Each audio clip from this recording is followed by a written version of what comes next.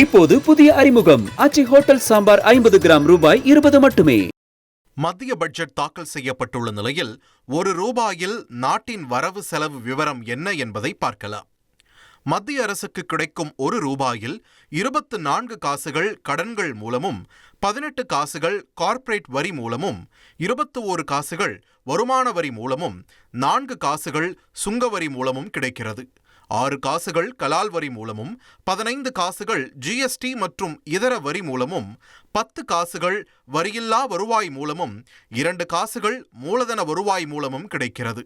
மத்திய அரசிடம் இருக்கும் ₹1 மாநிலங்களின் வரி பங்கிற்கு 22 காசுகளும், கடன்களுக்கான வட்டி அளிக்க 20 காசுகளும், மத்திய அரசு திட்டங்களுக்கு 17 காசுகளும் செலவிடப்படுகிறது.